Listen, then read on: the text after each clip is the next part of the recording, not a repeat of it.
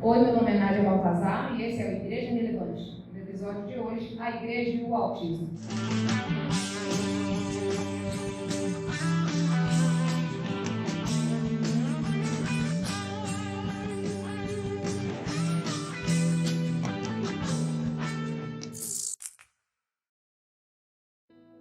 E a gente convidou para esse episódio pais de crianças muito especiais aqui da nossa igreja. Foram crianças que nos ensinaram a entender acerca da diversidade de uma forma mais profunda. A gente está aqui com a Águia, com o Marcos, que são pais do Bruno. A gente está aqui com o Mauro e com a Gisele, que são pais do Nicolas. E a gente está com o Lúcio e a Luzinha, que são pais da Isabela. E hoje eles vão contar um pouco sobre essa rotina, as dificuldades e como a igreja pode ser relevante na vida de famílias ativas. Quem é que pode me explicar o que é o autismo? Se a gente fosse explicar para as pessoas, para elas entenderem um pouco dessa realidade, o que é o autismo? O nome técnico científico seria o PEA, está englobado dentro do transtorno do espectro autista. Uma das principais características, dentre várias que existem nas crianças com transtorno do espectro autista, é a dificuldade em se relacionar com outras crianças, até mesmo da mesma idade, isso no caso quando é diagnosticado quando criança, convivência com pessoas que não é de costume, da rotina dele. O autista nunca vai ser igual ao outro. Eles são definidos por níveis, definido por nível 1, 2 e 3 de suporte. Mas antes não era chamado assim. Não, antes era conhecido como autista leve, severo e moderado. Moderado e severo. Talvez muitos ainda conheçam nessa nomenclatura, né? Sim, alguns ainda conhecem. Tem pessoas que ainda não sabem que essa nomenclatura foi mudada para números, né? Hoje é 1, 2 e 3 de suporte. Ocorre mais entre meninos, entre meninas? Como existe uma pesquisa que diga algo sobre isso? Bem, as pesquisas falam que geralmente é mais em meninos, mas alguns pesquisadores também falam que porque nas meninas é mais difícil de diagnosticar. As meninas elas acabam se desenvolvendo mais e aí não fica tão visto nas meninas. Mas, assim, na maioria das vezes, a gente costuma ver até nas clínicas que entre 10 meninos, 1 ou 2 meninas com autismo. Lembrando que não existe pouco autista ou mais autista, por ser grau 1. Isso é Porque importante. muitas pessoas querem invalidar o diagnóstico porque é grau 1. E não existe isso. Ou a criança é autista ou não é autista. Não existe, começou a ser autista depois de 7 anos. Não, a criança nasce autista.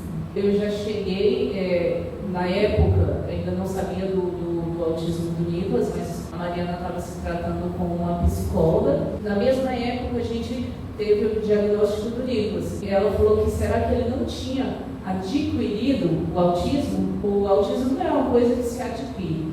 A criança já nasce com autismo. E ele já estava lá desde pequeno. Nós que não enxergávamos, né? Ou às vezes nós, mães, que somos taxadas por loucas, enxergávamos, tentávamos mostrar aos pais que achavam que eram loucas, né? E eles não pensavam nisso?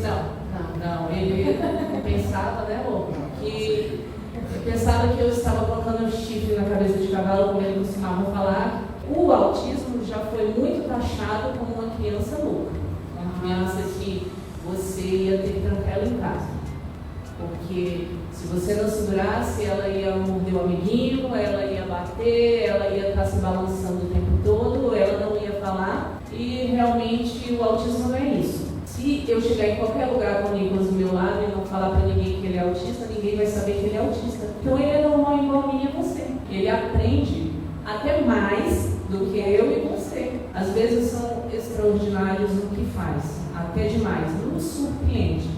Como o Marcos falou, os autistas eles não gostam muito do contato visual, né? Eles gostam de ficar assim mais no cantinho, mas o Nicolas não. Ele já sai de casa dando bom dia para as pessoas dentro do metrô, ele chega na clínica dando bom dia, ele fala bom dia para as pessoas. Hoje a moça estava limpando o elevador do shopping, ele falou, bom dia tia, tá tudo bem limpinho? Então assim, ele não é uma criança que introvertida, eu acho que ele é extrovertido até demais. Como é que vocês identificaram que algo estava diferente e como é que vocês reagiram a esse diagnóstico? O Lauro veio em 2015. Na época era tudo muito novo. Ele tinha quantos anos? A gente desconfiou desde sempre, né? Contato visual, como a gente já tinha o irmão Lucas, eu via que não estava do mesmo jeito, né? Que o Bruno era diferente. E o laudo veio em 2015 porque a gente passou por vários profissionais, ele tinha 2 aninhos já. E foi muito difícil, porque preconceito, eu não conhecia nem o autista, nem uma família de autista, eu não conhecia. Na verdade, eu não sabia nem o que era o autismo. E aí começou a busca pelo conhecimento, por bons profissionais, por uma escola adaptada para ele. E aí começou a luta que vem até hoje. Essa luta não cessa, essa luta não passa, mas o Bruno tem se desenvolvido bem, fala agora até demais, né? Mas até 4 anos o Bruno a gente tratava ele como não verbal, porque ele só falou depois dos 4 anos. E agora sim que veio o desenvolvimento, né? Agora ele está desenvolvendo bem, graças a Deus. As terapias continuam sem cessar, não para, desde lá, começou com 1 ano e 8 meses, nunca parou a terapia e tem vindo essa luta desde sempre. Na verdade, o que me surpreendeu muito também quando a gente estava buscando saber sobre o autismo, que muitos profissionais também desconheciam o que era o autismo. Eu acho que a dificuldade maior foi essa, porque a gente comparava, é óbvio que ele compara com outro filho que a gente tinha, mas levamos em 5 profissionais e foi diagnosticado pelo 5º neuropediatra, porque os outros, sempre que a gente levava, uns usavam inclusive esse termo, não, a criança super normal, como se o autista também não fosse uma criança normal. Então a gente teve essa dificuldade, mas a gente sabia que tinha alguma coisa, porque ele já com 1 ano e 8 meses, nem aquele papá, mamãe não falava, né? E sempre os médicos, não tem nada. Até então, a gente levou um doutor muito renomado, o doutor Pedro Leite, do Paraná, e ele diagnosticou ele. A gente veio fazendo terapias e o grande desafio também é que ele disse isso pra gente, que o autista, ele é um passo para frente e se não houver os tratamentos, as terapias, 2 para trás. Então a regressão na convivência, no social, enfim, toda a trajetória, qualquer idade que ele tenha, é muito importante os tratamentos adequados para o autista. Para mim foi muito difícil, porque no entanto eu não aceitava, mas já desconfiava, aquela coisa, eu falava, não, deixa eu crescer mais e ver o que é mais para frente. Ela não, bateu na tecla e foi até ela descobrir mesmo, aí foi fazer esse tratamento. Foi muito difícil a gente aceitar a verdade, para mim mesmo foi muito difícil, mas graças a Deus ela persistiu e foi para frente e a gente hoje tem uma bênção na nossa vida. Não é a gente que ensina ele que ensina a gente, entendeu? A gente aprende muito com ele. O Lucas faz coisas que a gente nem imagina. A questão de falar várias palavras em inglês, coisas que eu imagino, nem sei, na verdade, ele desce a escada falando inglês, contando os degraus em inglês. Rapaz, olha como é que é as coisas, a gente aprende com ele. Antes dele ter o diagnóstico, eu já sabia. Porque quando a gente começa a pesquisar e ver vídeos e pesquisar na internet, eu via que ele tinha todas as características. E o que foi mais doído é que eu assisti os vídeos e os vídeos falavam as características e cada característica era como se estivesse dando um tapa na minha cara. Era como se estivesse me dando uma facada no meu peito. Eu ainda não entendi muito bem o que eu pensei a princípio. Meu filho não vai ter uma vida normal, meu filho não vai se casar, meu filho não vai construir uma família. Foi como se toda a história que eu planejei para a vida dele tivesse descido pelo ralo. A gente passou pela fase do luto, chamada fase do luto, a fase da aceitação. Eu não conseguia falar nada do Nicolas sem me emocionar, sem chorar. Hoje em dia eu consigo abraçar a causa do autismo, eu consigo brigar pelas coisas dele. Eu sou uma mãe briguenta e sou mesmo, luto pelos direitos deles, mas assim, a princípio eu era a única que sabia e aceitava. Mauro e a Mariana, eles aceitaram depois do diagnóstico fechado. Aí eles aceitaram, mas é aquele aceitar. Nós aceitamos, mas não vamos contar para ninguém. Nós não vamos contar para ninguém, porque quando ele estiver maior, ele vai estar bem e ninguém vai perceber. E aí eu estava sozinha, né, a senhora sabe. Às vezes eu saía de casa e falava, pastora, você vai estar na igreja? Eu precisava falar com você, ia para a igreja para chorar. Porque precisava colocar para fora tudo que eu estava sentindo. Então, falar que o diagnóstico foi fácil, não foi fácil. Hoje, eu consigo aconselhar outras mães sem chorar. Hoje eu consigo falar isso sem chorar. Fico muito feliz de poder ouvir histórias assim, né? E às vezes outras pessoas que estão ouvindo agora os depoimentos de vocês, que às vezes estejam passando pela mesma situação, sabendo que elas não são estranhas, elas não estão sozinhas. Os sentimentos delas não são errados, parece que a pessoa se sente errada em pensar isso. Não, e são pessoas que conhecem, sabe, conhecem por dentro, com os seus filhos, e estão dizendo que essas emoções, elas não são naturais. O maior medo nosso é o preconceito. Pessoal, você sabe que existe hoje ainda. Então, o nosso maior medo era esse. Então, hoje a gente já não tem mais isso. Bom, no caso da Isabela já foi um pouco diferente, porque a Isabela, ela fez tudo na época certa. Ela sentou na época certa, ela falou, ela só demorou a formar a frase, mas ela falou na idade certa. Então, mas porém ela tinha umas coisinhas assim que eu não entendia. Oh meu Deus, por que essa menina não aceita os próprios parentes? Por que ela não é muito assim com o pai? Por que ela não quer brinquedo? Ela não aceitava brinquedos, ela tinha pavor de alguns brinquedos, ela tremia assim. E eu pensava assim, vai crescer, vai melhorar. Só que foi ao contrário, né? Cada vez ela foi ficando mais no cantinho dela, parou de interagir com a gente dentro de casa. Então, quando ela parou de interagir com o irmão, eu falei, não, alguma coisa está errada. E aí eu achava estranho, eu falei, vamos correr atrás. E nosso caso foi diferente da Águida. Na primeira neuro, na segunda consulta, ela me fechou o diagnóstico. Contei as características, que ela tinha hiperfoco, que ela, os movimentos repetitivos, que até então eu achava que o autismo, eu também não conhecia uma criança autista também. E quando eu fui pesquisar, eu fui ver que o autismo, o movimento repetitivo não é aquele só balançar para frente, para trás, não é só o flare. A neuro foi isso que pode, mãe. Às vezes uma cabeça assim, de um lado para o outro, o tempo todo é um movimento repetitivo. E o que ela faz? Ela fica andando de um lado para o outro o tempo todo. É um movimento repetitivo. Então, com as características que eu fui falando, e a seletividade alimentar, que é a nossa maior luta, ela comia de tudo e aos 3 anos ela simplesmente parou de comer. Foi uma característica a mais, que eu nem sabia que também a seletividade alimentar estava dentro do espectro. E foi assim. E no caso dele, ficava assim, você está vendo coisas que não é bem assim, não é? Eu acho que você está vendo coisas onde não existe. Porque no caso a gente eu não tive a fase do luto. Para mim o diagnóstico foi libertador. Porque minha filha não era mal educada. Minha filha não era chata, como as pessoas falavam. Ela simplesmente, ela é autista, é uma condição que ela tem. Coisas simples para outras crianças, para ela é mais difícil. O diagnóstico ele nunca é fácil, mas a partir do momento que você conhece, entende o que realmente é como se tivesse aberto assim, a sua visão. Porque aí sim você pode trabalhar, entender, compreender. Porque quando você não sabe, é como se você estivesse andando entre espinhos, né?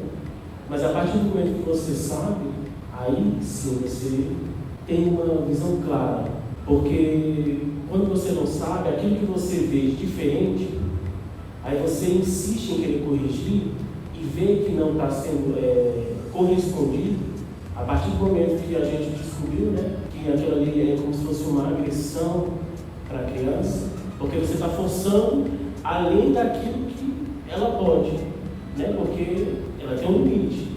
E é através das terapias que aquele limite que ela tem vai sendo dia após dia vencendo. E quando você não sabe, você está forçando, é como se estivesse sendo uma agressão àquela condição que ela tem. Então aquilo ali foi libertador. E a gente sempre procura ver vídeos antigos, né?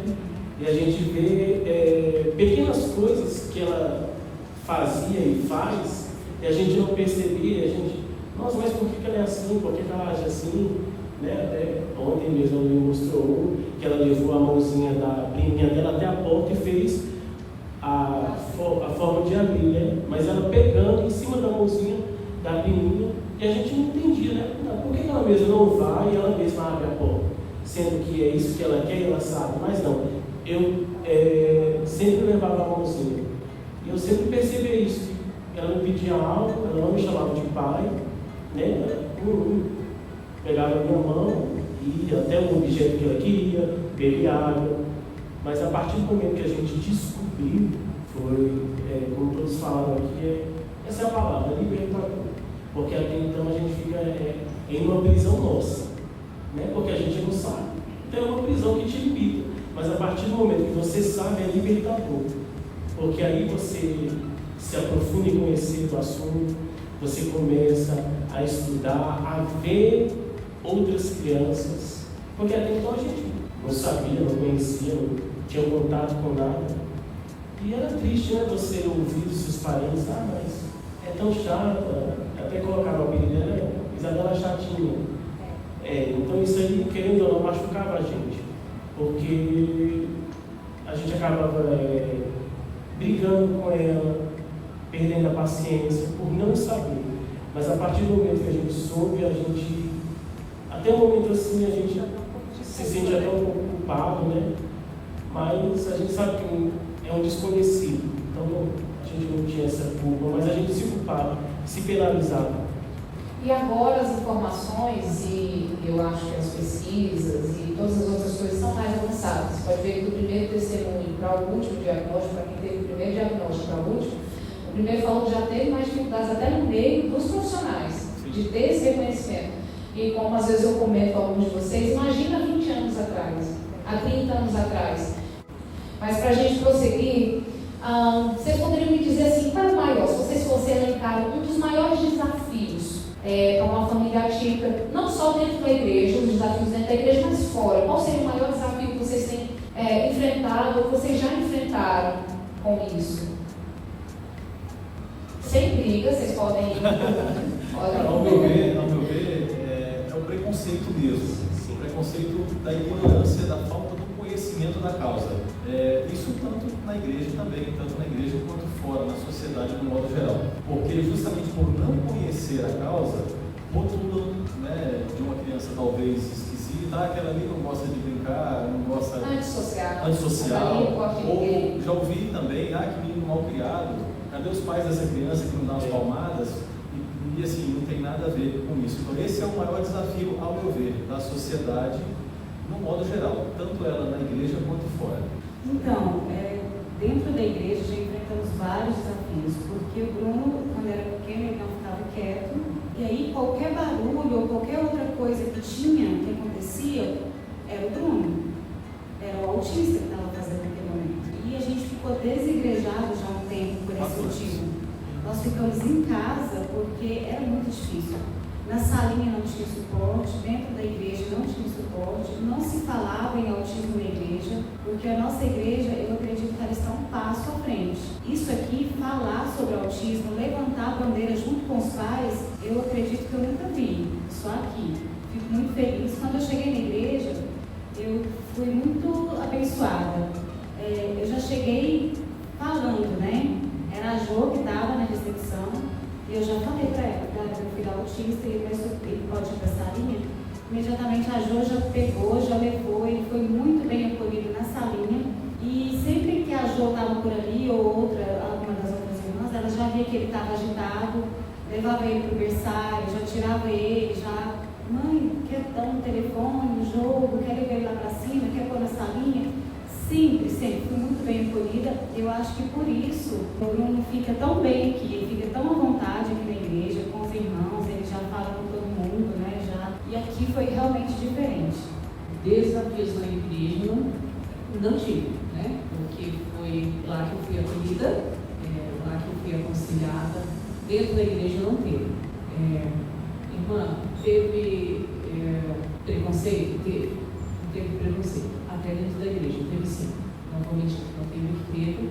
Mas o desafio, para mim, a falta de conhecimento dos irmãos. Porque quem não sabe, julga. Pelo que eu vejo aqui, todos os nossos autistas, eles são excepcionais, que conseguem ficar no culto, não tem problema com barulho, sabe se comportar bem. Então, assim, desafios dentro da igreja a gente não tem, mas a gente sempre tem olho julgador sim.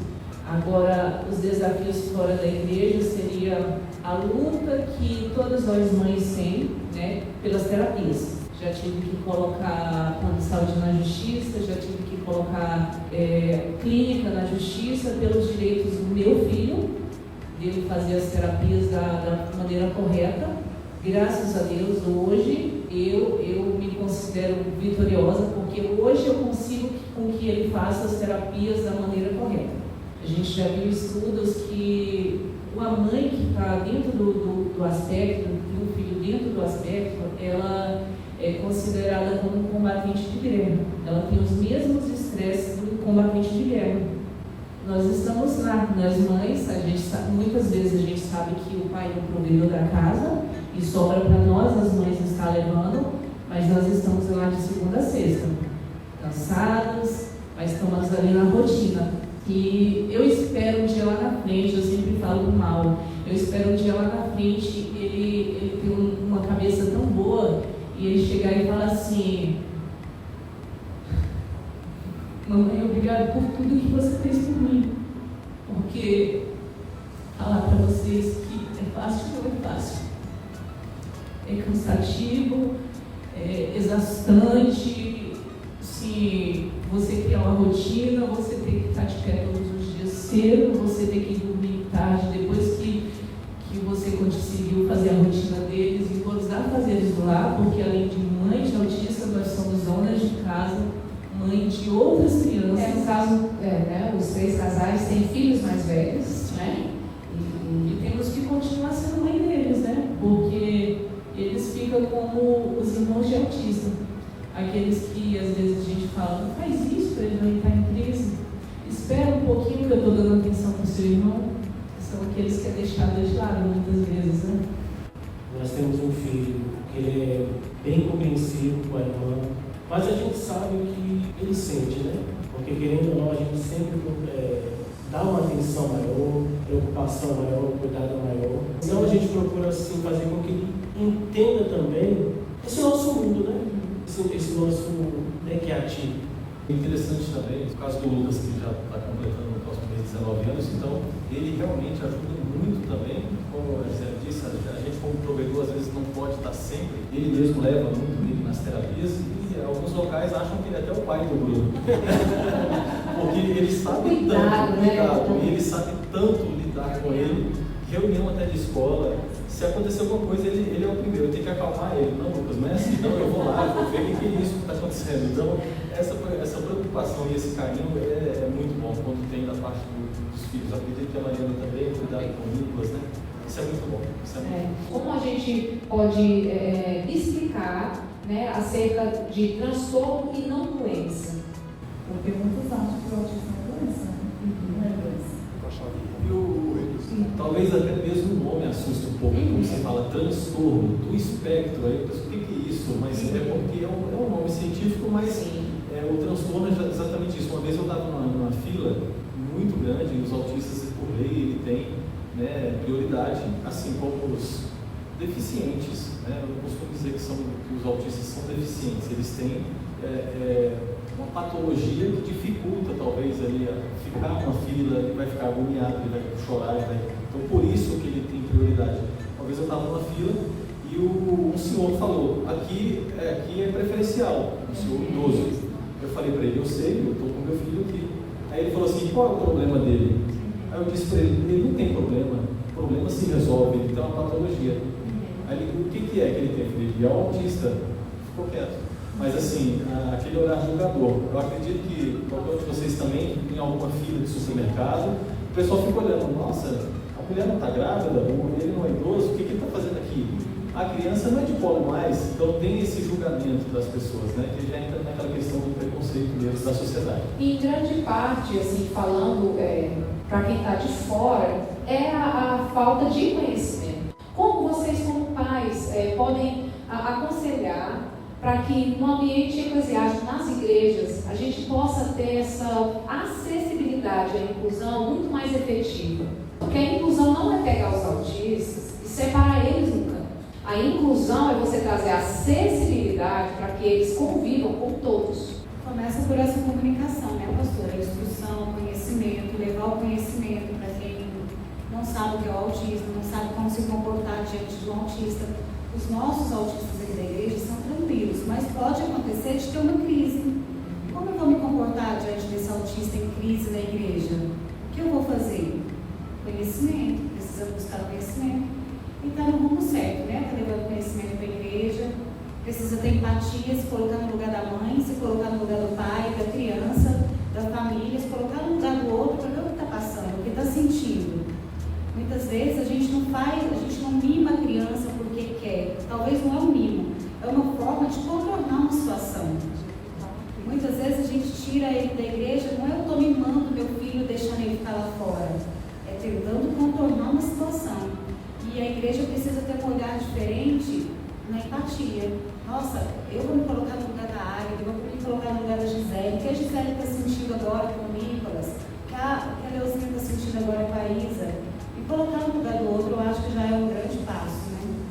Assim, às vezes a Isabela tem crise aqui, né, dentro da igreja. E uma pessoa assim pode olhar e falar assim, essa menina colocando a mão no ouvido, será que está com... a gente não sabe como que é mesmo do ser humano. Até mesmo quando o momento cumprimentar nossas crianças, né?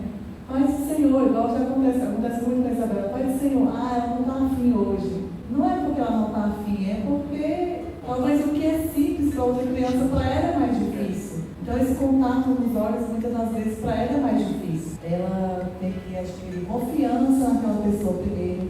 Com quem ela se sente confiante, então ela olha nos olhos.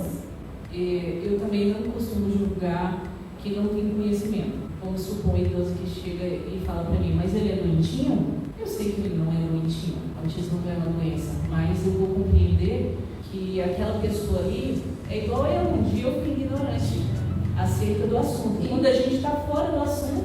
E às vezes, dependendo até da idade, vem de uma outra geração, tiver uma outra criação. Então a forma de falar, às vezes, até essa empatia, acho que essa troca recíproca, né? Sim, hoje em dia, até você vê nas mídias mais conhecimento sobre isso, né? Veio por intermédio do Marcos Mion, porque tinha que vir uma pessoa famosa. De influência, né? Influência. Então, como veio por meio de uma pessoa que tinha influência, hoje em dia está mais conhecido. Temos preconceito, mas eu acho que hoje em dia é menos, bem menos preconceito, mas ainda tem, preconceito ainda tem. Então, assim, é falta de conhecimento, só falta de aquelas conhecimento. coisas, né? Mas elas têm só um pouquinho de autismo, né? Não existe isso, um pouquinho de As autismo. pessoas querem classificar Ou uma coisa que não é classificada. Ela é meio grávida, ela está só um pouquinho grávida, ou ela está grávida ou não, Ou né? ela não tá, É né? igual ao autismo, ou é autismo ou não é autismo. Não existe um pouquinho de autismo. Porque o grau 1, o grau 2, o grau 3 é nível de suporte. Grau 1, porque a criança consegue se virar bem, tem uma autonomia, ela consegue se vestir. Grau 2, muitas vezes, não é verbal. Consegue se vestir, mas não é verbal. E grau 3, já é aquela criança que precisa de alguém para vestir, não consegue falar. Então, por isso que existe essa diferença, né? Lembrando que os graus podem migrar. Uma criança, ela pode ser nível 3, que é o nível que era conhecido antigamente como um nível severo, e a criança, quando ela tem a terapia adequada, ela pode migrar, né? Ela pode migrar para o grau 2, o grau 1, e a criança ela pode até sair do grau 1, sair do aspecto, mas ela vai continuar sendo autista. Ela pode sair, mas ela não vai deixar de ser autista. Eu conheço história de crianças que até 10 anos de idade era grau severo. Hoje em dia já passou em 2, 3 faculdades, consegue se virar sozinho, dirige, é verbal. Então a gente não pode, como a doutora sempre fala pra gente não pode taxar a criança por nível, entendeu? Porque ela é capaz de tudo. Bem, muito bom estar com vocês aqui. Nossa intenção realmente é levar um pouco da realidade de vocês para as pessoas que não conhecem, que não entendem, para que a gente possa levar isso não só para essa igreja, né, para a Igreja Evangélica de Cristo, mas para outras igrejas. Que outras igrejas possam pegar e abraçar a causa não só do autismo. A gente vai estar trabalhando outros assuntos aqui também, de acessibilidade, que são necessários e que é a parte onde Cristo nos ordena a fazer. O que mais nós falamos aqui foi empatia. E o que mais Cristo diz é que a gente precisa se colocar no lugar do outro. Amar o outro próprio. Da mesma forma que eu amo as minhas filhas, eu consegui amar os filhos de vocês, a tal ponto de incluí-los todos dentro da mesma igreja. Na época em que eu fui inclusa nesse ambiente, eu cheguei a orar para fazer as camisetas, que eu acho que quem está vendo o vídeo, está vendo que nós todos estamos com essa camiseta, mas já tem outra saindo do forno. Qualquer coisa, se vocês quiserem entrar em contato, entra pelo Instagram da igreja, para vocês verem a outra estampa. Como é que eu vou colocar uma abordagem bíblica nesse assunto? Na hora que eu estava lendo o Salmo 139, ele diz assim: no ventre, né, nós fomos formados. Cada parte foi formada. Isso é uma coisa tão maravilhosa e o Senhor faz muito bem. A gente imaginar que a perfeição foi feita dentro do ventre, não existe nada de errado, porque Deus nunca erra. Ele trouxe cada um de nós ao mundo, nossos filhos, os autistas, para que eles fossem pessoas diferentes fazendo a obra dele aqui na Terra. Então, fico muito feliz de ter recebido vocês aqui. Vocês querem deixar alguma mensagem final para a gente encerrar este primeiro episódio? Digam, acabou. Mas a gente vai ter, não sei, não vou dizer o tempo, se quinzenalmente, mas vai chegar outros episódios aí. Mas eu quero muito agradecer a disponibilidade de vocês, de estarem ajudando a gente nisso. E a gente espera que isso seja um marco para que outras igrejas possam abraçar essa causa também. Lembrando que não é porque a sua criança tem um ou dois traços, tampou o ouvidinho na hora de uma música alta, ou às vezes ela é seletiva para comer, que ela vai ser autista. O laudo dele é clínico, né, e vem pelo que a mãe junta e leva até o médico, coisas que seu filho faz, que às vezes você não está achando ali normal, não responder ao ser chamado, não gostar de bater palminhas, não gostar de dar tchau, ou quando dá tchau, colocar a palma da mão para si, as estereotipias, o flequezinho com a mão, o pêndulo com o corpo, correr de um lado para o outro, rodar, né? Então, assim, são várias coisas. O que eu costumo dizer, pastor, é que antes deles serem autistas, eles são crianças.